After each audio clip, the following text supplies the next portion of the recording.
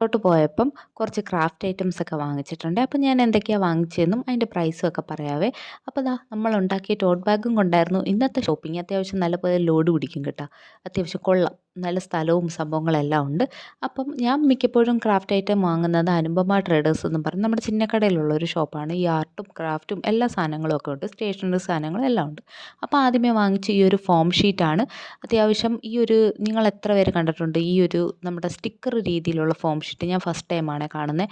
ആ ഒരു പ്രൈസ് റേറ്റിൻ്റെ വ്യത്യാസം കണ്ടതുകൊണ്ടാണ് ഞാനൊരു ശ്രദ്ധിച്ചത്. വീട്ടിൽ വന്നപ്പോഴാണ് ഞാൻ അറിയുന്നത് ഇതിൻ്റെ ബാക്കി സ്റ്റിക്കറുള്ള സംഭവം. മറ്റേതിന് 12 രൂപയും ഇതിനും 15 രൂപയാണ്. പക്ഷേ ചില കടയിൽ ഈ ഒരു ഷീറ്റ് 10 രൂപയ്ക്കൊക്കെ കിട്ടുന്നത് ഞാൻ കണ്ടിട്ടുണ്ട്. പിന്നീട് ഞാൻ വാങ്ങിച്ച ഈ ഒരു ക്യാൻവാസ് ഷീറ്റാണ്. അത്യാവശ്യം കട്ടി കുറഞ്ഞ ക്യാൻവാസ് ഷീറ്റാണ്. അപ്പോൾ നമുക്ക് തുണിയിലും അല്ലാതെ ഡ്രോയിങ്ങിനും ഒക്കെ യൂസ് ചെയ്യാൻ പറ്റുന്ന ഒരു ഷീറ്റാണ്. പിന്നീട് വാങ്ങിച്ചിരിക്കുന്നത് നമ്മുടെ ഈ ഒരു തുണിയിലൊക്കെ യൂസ് ചെയ്യുന്ന ഒരു പേ പെൻസിലാണ്.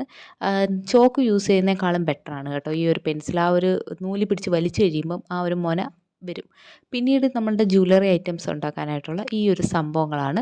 പക്ഷേ ജ്വല്ലറി ഐറ്റംസിനല്ല ഞാൻ വാങ്ങിയത്. നമ്മുടെ ക്ലേ ഒക്കെ ഉണ്ടാക്കുമ്പോൾ നമുക്ക് കീ ചെയിനായിട്ട് ഇടാനായിട്ട് ഹാങ് ചെയ്യാനുള്ള സംഭവമില്ലേ. പിന്നീട് ദാ ഈ ഒരു പ്ലെയർ വാങ്ങിച്ച്. അത് അത്യാവശ്യം യൂസ്ഫുള്ളാണ്. ഈ പറയുന്ന നമുക്ക് ക്രാഫ്റ്റ് ഐറ്റം ചെയ്യാനായാലും അല്ലാതെ നമ്മുടെ വീട്ടിൽ വേറെ എന്തെങ്കിലുമൊക്കെ ആവശ്യത്തിനും എല്ലാ വീട്ടിലും വേണ്ടുന്ന ഒരു സാധനമാണ്. അതിന് 50 രൂപയായിരുന്നു. പിന്നീട് നമ്മൾ പൂവൊക്കെ ഉണ്ടാക്കുന്ന ഒരു കമ്പി വാങ്ങിച്ചു. പിന്നീട് ഒരു മുത്തും വാങ്ങിച്ചിട്ടുണ്ട്. അപ്പം ഇത്രയും സംഭവങ്ങളാണ്. പിന്നീട് ദാ ഈ കാണുന്ന നമ്മുടെ ഊളൻ ത്രെഡ് വാങ്ങിച്ചിട്ടുണ്ട്. പക്ഷേ ഈ കളറൊന്നും എനിക്ക് വലുതായിട്ട് ഇഷ്ടപ്പെട്ടില്ല. പിന്നെ പോയ സ്ഥിതിക്ക് ഞാനങ്ങ് വാങ്ങിയെന്നേ ഉള്ളൂ. ഞാൻ കുറച്ച് പേസ്റ്റൽ കളേഴ്സൊക്കെ നോക്കിയാണ് പോയത്. അപ്പോൾ എൻ്റെ വീഡിയോസ് നിങ്ങൾക്ക് ഇഷ്ടപ്പെട്ട് കഴിഞ്ഞാൽ ലൈക്ക് ചെയ്യാനും സബ്സ്ക്രൈബ് ചെയ്യാനും കമൻറ്റ് ചെയ്യാനും മറക്കണ്ട.